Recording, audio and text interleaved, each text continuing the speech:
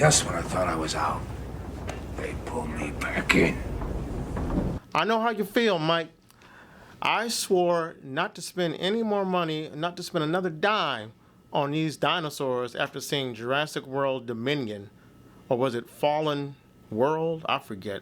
One of those films back in 2023. I think it was Dominion. But when I saw that Scarlett Johansson, Mahershala Ali, Johnathan Bailey from Wicked, all these stars, that they agreed to appear in this movie, I figured, whoa, they must be bringing something new to the table, something interesting to the table to get actors of this caliber. I consider them pretty much A-list actors to appear in this movie. Man, all this movie proved is that them folks, just like me, just like you, they got mortgages to pay. How many times can you repeat the same story over and over again?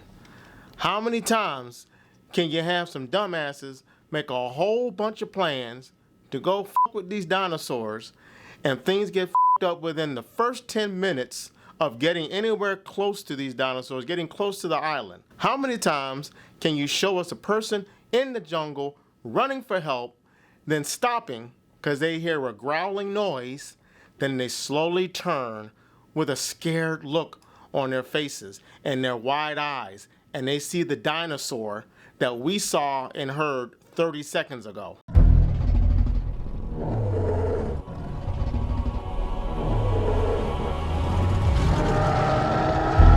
Apparently, they don't have a problem showing us the same shit over and over again as long as we're still willing to shell out our hard-earned cash. The premise of this movie is ridiculous enough, but they try to infuse it with a little bit of altruism. I'm not going to spoil anything, but the dinosaurs that have become a part of everyday life are starting to die out around the world due to climate change. Yeah, there's a noble message there. And along with that, the public is no longer interested in seeing the same old dinosaurs that have managed to survive.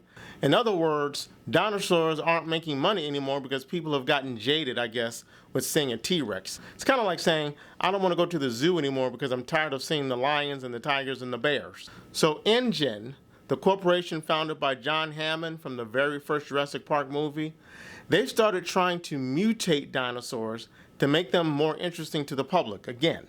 Now that's all set up from 17 years ago in the movie's time frame, which happens right after, I think, the events of Jurassic Park 3. When this story starts in this movie, there's a pharmaceutical executive who hires a team of mercenaries featuring Mahershala Ali, Scarlett Johansson, and the professor, the guy who was from Wicked.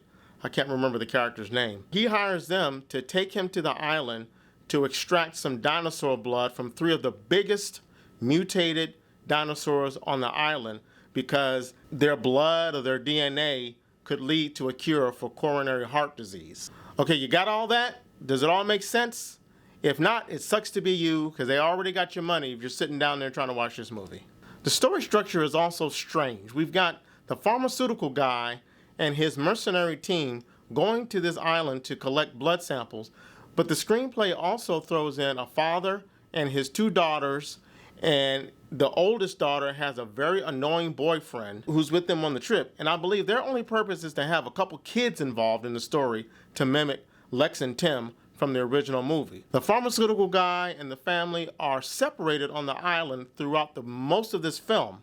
So we cut back and forth between these 2 groups, and I just didn't get the need for the family at all. However, Manuel Garcia-Rulfo, who plays the father of the 2 daughters, he does an outstanding job. He was the only character that I was invested in.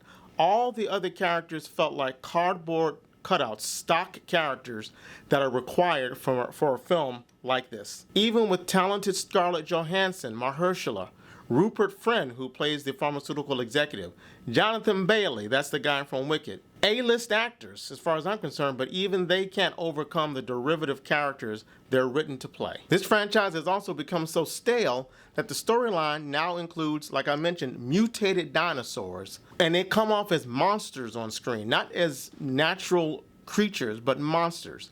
And this film plays like a B-grade horror film. It looks really cheap, surprisingly, with oversaturated colors that make it look like a 1960s, 1970s Disney movie that were filmed in Technicolor, like Mary Poppins, Chitty Chitty Bang Bang, Apple Dumpling Gang.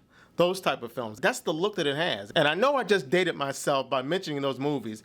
I was still a little kid when they came out. But there are also shots where the CGI dinosaurs look surprisingly bad. There's a scene with the T-Rex that looks way off. The T-Rex CGI we've seen in previous films look more convincing to me. And like I mentioned, there are two groups of people throughout the first and second act of this movie that are separated, so we cut back and forth between those two groups. And in the group that consists of the family, there's a little girl who's surprisingly not very annoying. The actor portrays the character pretty convincingly, but of course, that little girl comes across a little baby, cutie little dinosaur.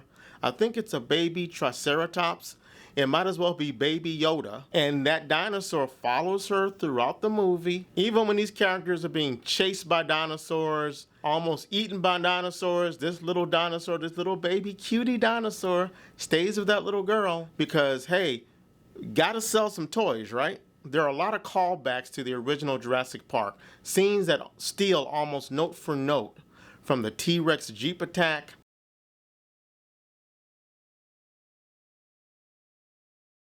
the kitchen scene, and it goes on and on from there. It's really hard to believe that Steven Spielberg had a hand in the creation of this movie, but he was instrumental in doing away with the dinosaurs loose in society in the greater world and setting this film back on an island with humans. He felt like that they had no more story to tell about dinosaurs being loose in the world, and he wanted to make it more simple. So that makes me ask the question, why is this movie called a Jurassic World movie? It's also hard to believe that David Koepp, who wrote the original screenplay for Jurassic Park, the first film, he wrote this movie.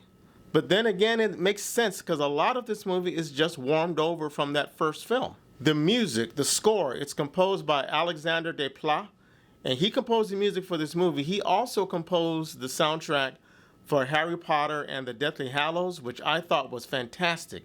But this soundtrack sounds like it belongs on a straight-to-video Jean-Claude Van Damme movie. You always know when a monster is about to sneak up on one of the guys or one of the people who do this thing, because the movie starts to sound like a low-rent Jaws type of movie. The music is really intrusive, and it just has that cheap horror movie that you might expect to see in, I would say Halloween, but I respect that movie too much.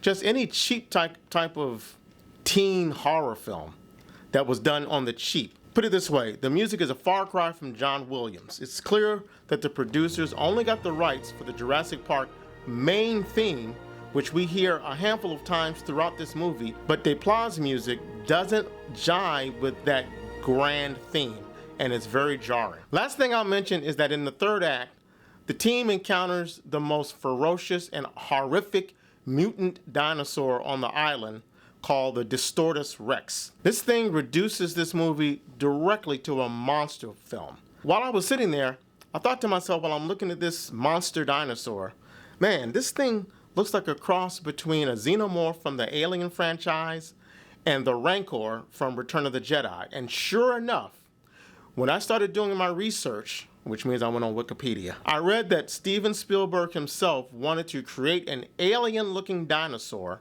kind of a cross between, you guessed it, the aliens from the movies and the Rancor.